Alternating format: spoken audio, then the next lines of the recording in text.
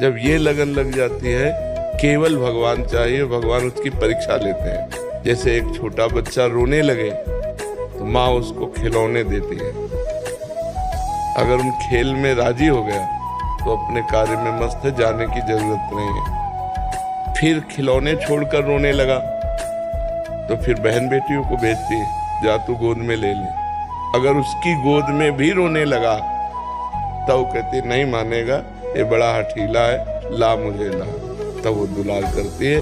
ऐसे ही श्री भगवान पहले माया के खिलौने फेंकते हैं। तू मेरे लिए रो रहा है या खिलौनों से खेलने के लिए? अगर खिलौने मिले और उसका रोना बंद नहीं हुआ तो जिद्दियां सिद्धियां बेचते हैं, चमत्कारी। अगर उनसे भी रोना बंद नहीं हुआ, कहते अब ये नहीं मानेगा, मुझे मिलना ही पड़ेगा, फिर भगवान मिलते हैं। वही श्री कृष्ण है, वही राधा है, वही शिव है, वही पार्वती है। जहां मन लगे, देखो हमारी आराध्य देव राधा है, इसलिए हम तो राधा ही राधा बोलेंगे। जहां मन लगे वही नाम ले लो, वही पावर है, वही कल्याण में है, उतनी ही सामर्थ्य हर नाम में विराजमान है, क्योंकि वो उसी परम तत्व का नाम है ना। आप जी जान से किसी को प्यार करो, फिर आप देखो आपको कितना दुख मिलता है। सुख नहीं मिलता, कितना दुख मिलता है। अगर वो व्यक्ति किसी की तरफ देख भी लेगा तो आपके हृदय में जलन हो जाएगी, आपका हृदय अशांत हो जाएगा। मान लो जिस जीवन साथी को हमने अपना प्राण प्रिय माना, वही जीवन साथी हमारे साथ धोखा कर जाए, कब कहाँ क्या हो जाए, क्या भरोसा। और फिर कहीं संसार में तो ऐसा है नहीं कि कोई एक जगह टिक सके, वो तो केवल वही है जो धर्म से चलता है, जो नियम से चलता है। ऐसे संसार में कोई आपको प्यार करे, मुझे नहीं लगता।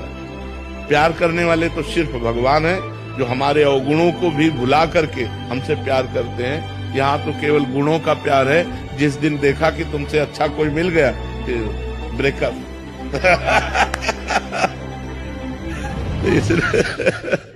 महाराज जी, जब हम कभी भंडारा या भोजन कराने का संकल्प लें और किसी कारणवश उसे पूरा नहीं कर पाते, तो क्या प्रभु नाराज हो जाते हैं? सामाजिक जीवन में अड़चन आने लग जाती है? नहीं नहीं, बिल्कुल नहीं। इससे कोई फर्क नहीं पड़ता। हमारा विधान नहीं बन पाया, उससे भगवान थोड़ी नाराज। भगवान इतने स्वार्थी समझ लिए क्या? इतने स्वार्थी भगवान नहीं। भगवान तो परम अहेतु की कृपाल, उनको तो जानना बड़ा मुश्किल है। वो कृपाल ही कृपाल है। हाँ, ये जरूर है कि जैसे हमने ये संकल्प किया कि हम 100 संतों को भोजन पवाएंगे और आज हमारी व्यवस्था बिगड़ गई किसी कारण से, तो ये हम बात याद रखेंगे कि जब हमारी समस्या सुधर जाएगी तो हम 100 संतों को जरूर पवाएंगे। जो संकल्प करे उसे आज नहीं, मान लो आज अव्यवस्था हो गई, तो जब कल व्यवस्था होगी तो हम पहला काम करेंगे, 100 संतों को भोजन पवाएंगे। ये भगवान नाराज नहीं होते, लेकिन हमने जो संकल्प किया उसे हमें पूरा करना चाहिए। कभी कि भाई हम संसार बड़ा धोखेबाज है, इसमें फंसाओ न फंसो। यहाँ कोई सत्य प्यार करने वाला नहीं है, यहाँ कोई तुम्हारे सुख को देखने वाला नहीं।